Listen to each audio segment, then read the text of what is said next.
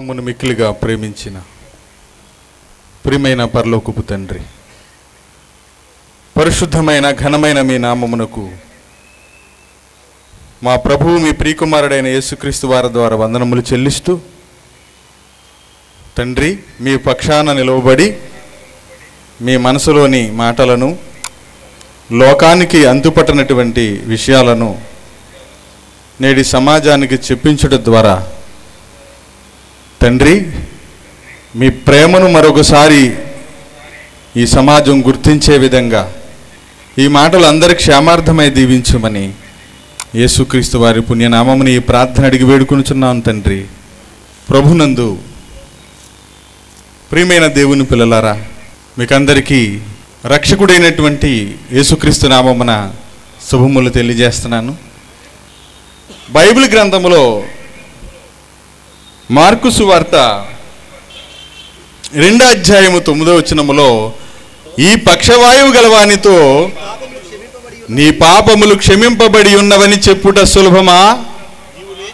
నీవు లేచి నీ పరుపెత్తుకుని నడువుమని చెప్పుట సులభమా? ఏది సులభమని నాటి సమాజాన్ని నీ పాపములు క్షమించబడినవి వెళ్ళు అన్న మాటే చాలా కష్టమైనది పిల్లారా. ఎంత కష్టమైందో 2 మాటల్లో చెప్తారంటే, ఎక్కువ చెప్పను. పాపాలు క్షమించబడాలంటే రక్తం క్షమించబడాలి. పాపములు క్షమించే అధికారం రావాలంటే మరణించాలి, ప్రాణం పెట్టాలి. ఒక వ్యక్తిని పాపములను విడిపించాలంటే రక్తం చిందించి ప్రాణం పెట్టాలి. ఏది కష్టం? వ్యాధిని తగ్గించడం వైద్యుల వల్ల అవుతుంది, అది ఆశ్చర్యం ఎలా అవుతుంది? స్వస్థశాలలో తగ్గితే అది ఎలా ఆశ్చర్యం అవుతుంది? వైద్య సేవలో కూడా దేవుని అడిగిన వారికి, దేవుని నమ్మిన వారికి కూడా జరుగుతుంది. ఇది లోకానికి చిక్కినది, ఇది లోకానికి చిక్కనిది. దేవుడు చేసే కార్యాలు లోకానికి చిక్కనివి. పిల్లరా, ఇంకా మరొక విషయంలోకి వస్తే, దేవుని ఆశ్చర్య కార్యాలను మొట్టమొదటిది బైబిల్ గ్రంథం దేవుడు మానవాళి కోసం రాయించడం. ఈ ప్రపంచంలో ఏ విషయాన్ని చెప్పాలన్నా బైబిలే చెప్పాలి. బైబిల్ నుండే మనం తెలుసుకోవాలి. కారణం ఏంటంటే, సమస్తము యేసుక్రీస్తు మూలముగా కలిగి ఉన్నది ఏదును యేసుక్రీస్తు లేకుండా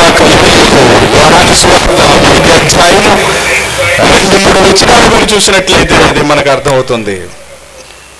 ఏమి కలిగించాడు? మొట్టమొదట ఈ అనంతమైన విశ్వాన్ని దేవుడు కలిగించాడు. దేవుని ఆశ్చర్య కార్యాలలో నేటికి సమాజానికి, మానవాళికి, శాస్త్రానికి అందనటువంటి ఒకే ఒక సృష్టి కార్యము, ఒకే తండ్రి చేసిన, దేవుడు చేసిన సృష్టి కార్యము, ఈ అనంత విశ్వం యొక్క సృష్టి ప్రారంభం, నిర్మాణం ఎన్నటికీ మానవ జ్ఞానానికి, శాస్త్రానికి అంతు చిక్కదు అనే విషయాన్ని బైబిల్ ద్వారా కొన్ని మాటల్లో నేర్చుకుందాం మనం. పిల్లరా, ఈ విశ్వం అనంతమైనది. దీని అంచులు ఇప్పటి వరకు ఎవరికి అర్థం కాలేదు, ఇంకెప్పటికీ అర్థం కావని చూస్తే గనక ఈ ప్రపంచంలో ఎన్నో కోటాను కోట్ల, విశ్వంలో కోటాను కోట్ల నక్షత్రాలు ఉన్నాయి. ఆ నక్షత్రాలను మనం పరిశీలిస్తే భూమి మీద నుండి ఆ నక్షత్రాలు చూసినప్పుడు మనకు అవి చిన్న చిన్న చుక్కలుగా కనిపిస్తూ ఉంటాయి. చిన్న చిన్న చుక్కలుగా.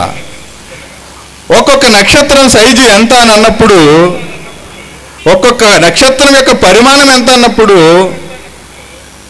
13,99,980 కిలోమీటర్ల వ్యాసం అండి.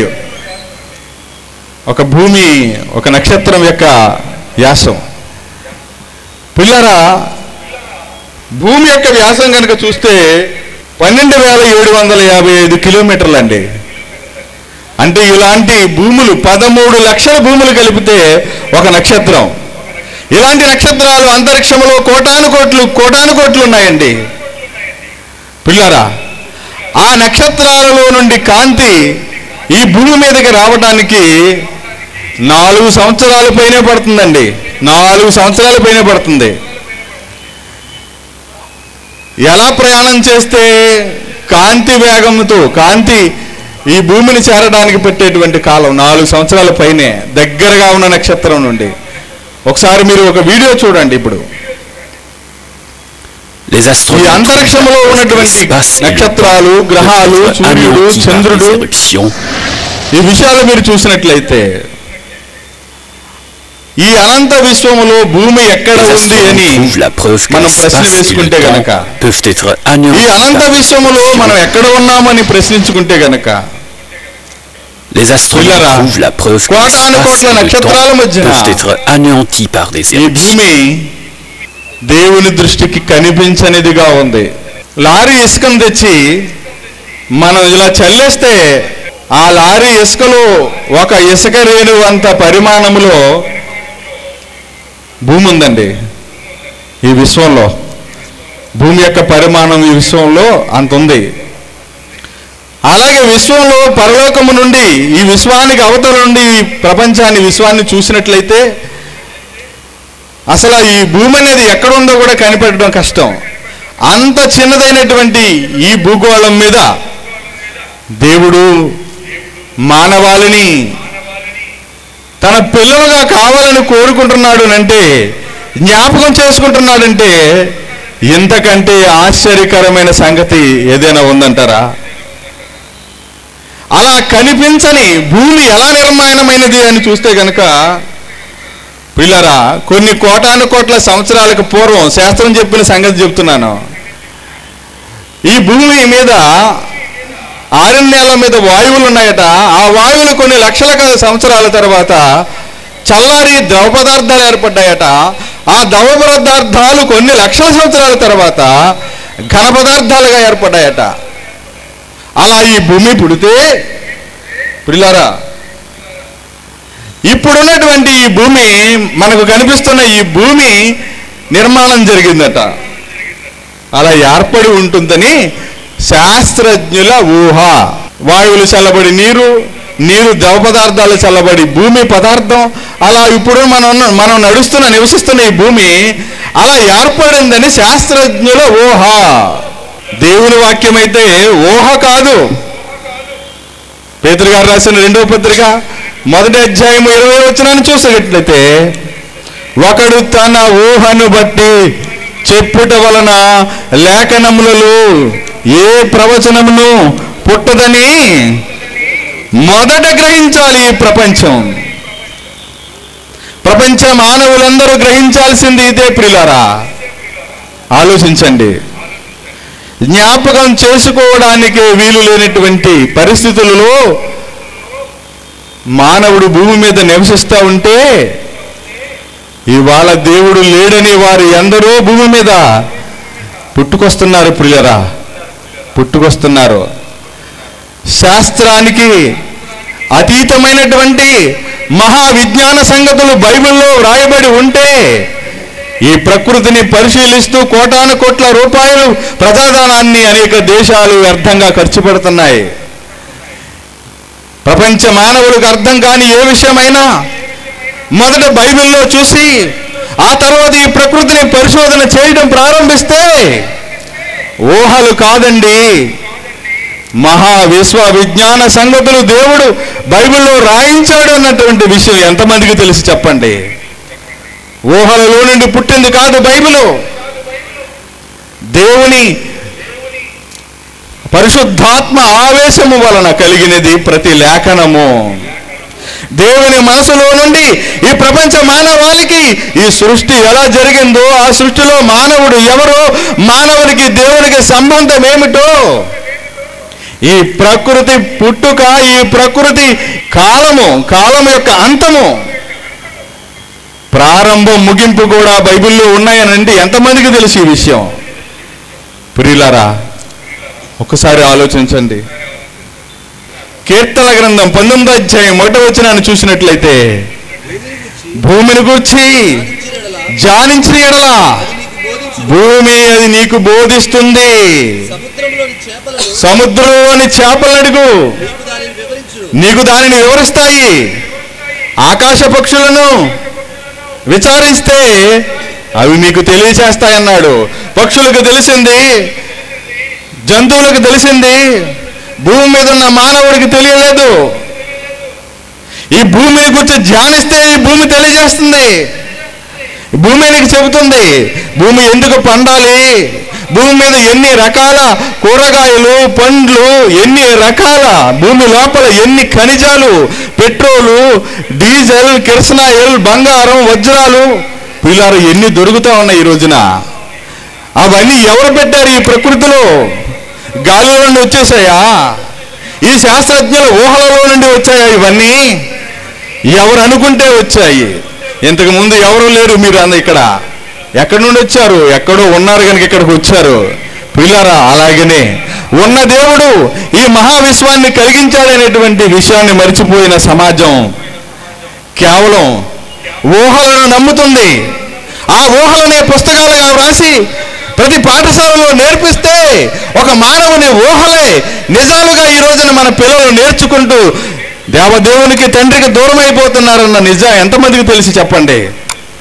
ఒక వ్యక్తిని తెర మీద చూపిస్తాను చూడండి. స్టీఫెన్ హాకింగ్స్ అనేటువంటి ఖగోళ శాస్త్రవేత్త అండి. ఈ శాస్త్రవేత్తను ప్రపంచమంతా ఎంతో గొప్పగా చూస్తూ ఉంది. ఇతని పేరు స్టీఫెన్ హాకింగ్స్. బైబిల్లో స్టెఫెన్ భక్తుని పేరు వాళ్ళ తల్లిదండ్రులు పెడితే ఇతను అంటున్నాడు, విశ్వం దేవుని సృష్టి కాదు అన్నాడండి. ఈయన ఈ మాటను టీవీ ఛానల్స్ అన్నీ ప్రసారం చేశాయండి. అయితే ఇతని గురించి మనం ఆలోచన చేస్తే ప్రియులారా, ఇతను మెదడు ఒకటే పని చేస్తుంది. అతని నోరు పని చేయదు, చెవులు పని చేయవు, ముక్కు పని చేయదు. ఈ మెడ కింది భాగంలో ఉన్నటువంటి బాడీ అంతా ఏ అవయవం పని చేయదు. చేత్తో అన్నం తినలేడు, నోటితో నమలలేడు, ఏ పదార్థాన్ని రుచి చూడలేడు. అన్ని నరాల గుండా ఎక్కించడమే. అలా అవిటివాడిగా ఉన్నటువంటి ఈ స్టీఫెన్ హాకిన్స్ ఇతను అంటున్నాడు, ఇతను ఆలోచనల్లో అంతరిక్షంలోకి వెళ్తాడు. ఊహలలో అంతరిక్షానికి వెళ్తాడు.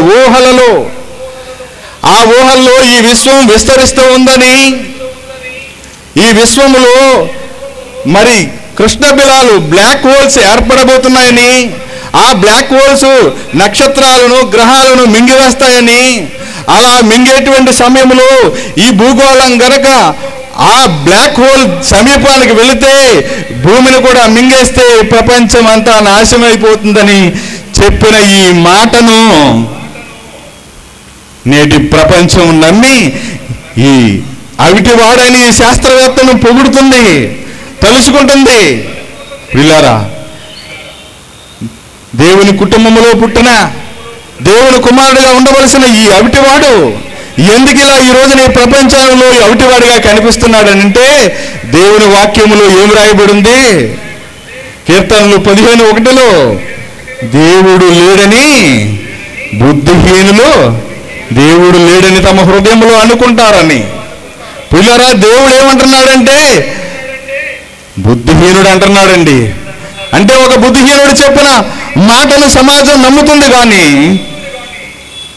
దేవుడు పరమ తండ్రి రాయించిన పరిశుద్ధ లేఖనాలు, జీవవాక్యం మాత్రం ఈ సమాజానికి అర్థం కాలేదు అని అంటే పిల్లరా, చూడండి ఎంత విడ్డూరమో, ఎంత ఆశ్చర్యమో.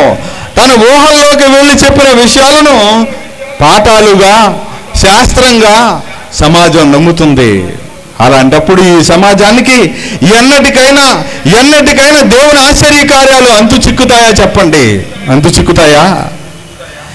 ఇప్పటి వరకు ఇవన్నీ కూడా చూస్తే పిల్లరా, దీని గురించి ఆలోచిస్తే అంటాడు, ఇటువంటి కోటాను కోట్ల నక్షత్రాలు కలిగిన ఈ మహావిశ్వాన్ని, అనంత విశ్వాన్ని ఊహించగలగడం సాధ్యమా అన్నాడు. ఇది ఎంత ఉంది అని అంటే దీన్ని ఊహించగలగడం సాధ్యమా అని ఒక శాస్త్రజ్ఞుడు చెబితే ఊహల్లోనికి వెళ్ళినటువంటి శాస్త్రజ్ఞుడి మాటే నమ్ముతుంది కానీ సృష్టి కలిగించిన దేవుని మాట సమాజం నమ్మలేనిపోతే ఏది ఆశ్చర్యం చెప్పండి? డాక్టర్లకు సాధ్యమయ్యే వ్యాధులు తగ్గించడం ఆశ్చర్యం, అద్భుతమా? నీవు నడుస్తున్న ఈ నేల, నీవు బ్రతికి పుట్టి చచ్చే వరకు నిన్ను పోషిస్తుంది ఈ ప్రకృతి నిర్మాణం ఆశ్చర్యమా? నీవు ఇలా బ్రతకడానికి నీ లోపల ఉన్న అవయవాలు, నీ అవయవ నిర్మాణం ఆశ్చర్యమా? లేదంటే ఒకడు ఊహలలో ఊహించి చెప్పేది ఆశ్చర్యమా? ఆలోచించండి పిల్లారా. ఊహలు నమ్ముతారా? దేవుని ఆలోచనలో నుండి పుట్టినటువంటి లేఖనాలు నమ్ముతారా? ఆలోచించండి పిల్లారా. ఎలా పుట్టింది ఈ ప్రపంచం అన్నప్పుడు హెబ్రీ పత్రిక 11వ అధ్యాయం 3వ వచనాన్ని మీరు చూసినట్లయితే, ప్రపంచములు దేవుని వాక్యము వలన నిర్మాణమైనవి అని, వాక్యం అనగా శబ్దమని, శబ్దము వలనే విశ్వం పుట్టిందని ఇదే శాస్త్రవేత్తలు సృష్టిని గురించి చెప్పిన పాఠాలు ఈ రోజున సమాజంలో లేవా? ఆ శబ్దం ఎవరన్న ప్రశ్నకు వారి దగ్గర జవాబు లేకపోతే దేవుని మనసైన వేదగ్రంథమే బైబిలే చెప్పిందనే నిజాన్ని ప్రపంచ మానవులందరూ ఎప్పుడు గ్రహిస్తారో అప్పుడే దేవుని యొక్క ఆశ్చర్య కార్యాలను అర్థం చేసుకుని ఆ దేవుని మనసెరిగిన వారైనప్పుడే వారు ధన్యులవుతారు, వారి జీవితం ధన్యమవుతుంది. పిల్లరా, యేసుక్రీస్తే దేవుని కుమారుడు, సృష్టికర్త, సృష్టి నిర్మాణకుడు, ప్రధాన శిల్పి. ఆయన ఈ ప్రకృతిని కలిగించాడు.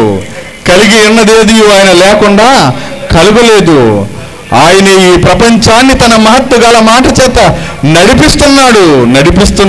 ఎవరు నడిపిస్తే ఈ నక్షత్రాలు ఒకటి గుద్దుకోకుండా ఇంత క్రమంగా పరిభ్రమిస్తూ వారు తిరుగుతూ ఉన్నాయనంటే ప్రియులారా, అన్యోన్యంగా తిరుగుతున్నాయని రాశాడండి శాస్త్రవేత్త. ఒకదాని దెబ్బలాడుకోకుండా మనుషుల్లాగా ఈ నక్షత్రాలు అన్యోన్యంగా కలిసి తిరుగుతున్నాయట ఈ మహావిశ్వములో, గుంపులుగా, కుటుంబాలుగా. పిల్లరా, ఆలోచించండి. మీరు మాత్రమే కాదు, ప్రతి ఒక్కరిని బ్రతిమలాడి రెక్కపట్టి మరి లాక్కొచ్చి దేవుని ఆశ్చర్య కార్యాలు వినిపించండి.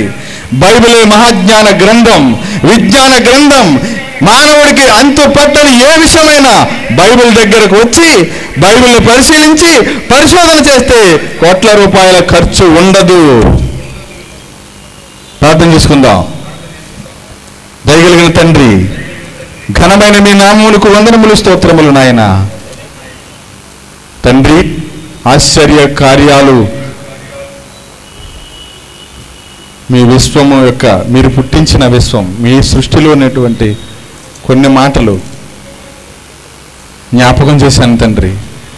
గ్రహించి మీ వాక్యాన్ని ప్రేమించే పిల్లలుగా ప్రతి ఒక్కరిని చేయమని, మహిమకరంగా జరిగించడానికి మాకందరికీ సహాయం చేయమని, మీరే మహిమ, ఘనత, ప్రభావములు మా ద్వారా పొందుకొనుమని యేసుక్రీస్తు పుణ్యనామములో ప్రార్థించి స్తుతించి వేడుకుంటున్నాను తండ్రి. ఆమేన్.